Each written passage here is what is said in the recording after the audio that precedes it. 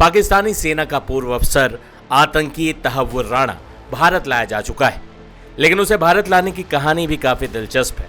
इस वीडियो में तहव्वुर राणा को अमेरिका से भारत प्रत्यार्पित करने के आखिरी 3 दिनों में क्या हुआ, ये हम देखेंगे, क्योंकि ये बेहद अहम है।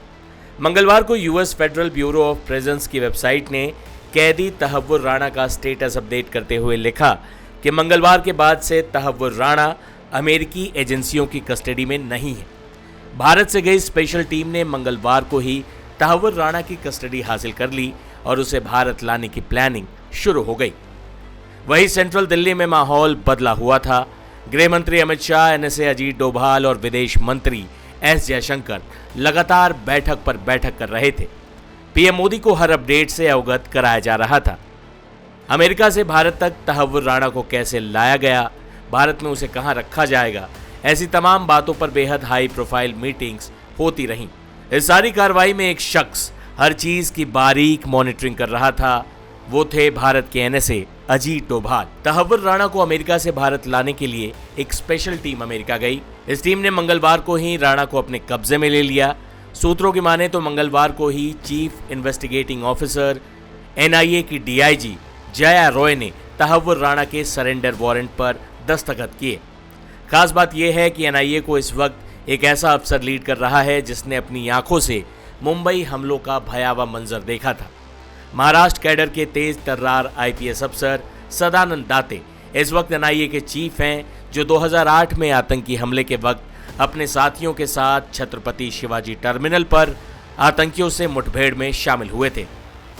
उसी एनआईए की डीआईजी जया रॉय ने मुंबई आतंकी हमलों के गुनहगार तहव्वुर राणा को कब्जे में लिया और उसे भारत लाने के मिशन की अगुवाई की। मंगलवार को जैसे ही जया रॉय ने सरेंडर वारंट पर दस्तखत किए, इसके बाद से भारत का दुश्मन आतंकी तहव्वुर राणा भारत के कब्जे में आ चुका था।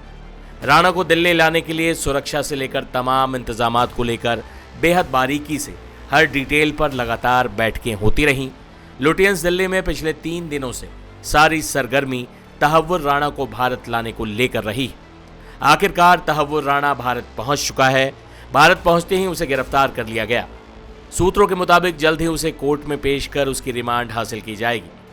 तहव्वुर राणा को भारत में कहां रखा जाएगा, इसको लेकर भी 2 ऑप्शन पर बात हुई। पहला दिल्ली का तिहाड़ जेल और दूसरा मुंबई का आर्थर रोड जेल। इन दोनों जगहों पर पूरी तैयारी की गई। बता दें कि तहव्वुर राणा को भारत लाने में उस शख्स का बड़ा हाथ है जिसके नाम से ही पूरा पाकिस्तान कांप उठता है।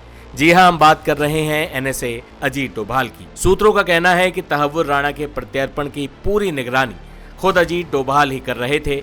अमेरिका से कैसे तहव्वुर राणा को भारत लाया जाएगा, क्या क्या औपचारिकताएं हैं और उसे भारत में किस जेल में रखा जाएगा, भारत लाने के बाद उसके साथ क्या होगा, इन सब चीज़ों पर अजीत डोभाल की पूरी नज़र रही। वो खुद गृह मंत्रालय और विदेश मंत्रालय के अधिकारियों के साथ बैठक कर तहव्वुर राणा के भारत प्रत्यर्पण की पटकथा लिखते रहे। आखिरकार भारत का दुश्मन आतंकी तहव्वुर राणा भारतीय एजेंसियों के कब्जे में आ चुका है। अब उसे इंसाफ की चौखट पर ले जाया जाएगा और मुंबई आतंकी हमलों के इस गुनहगार को उसके किए की सजा दिलाई जाएगी।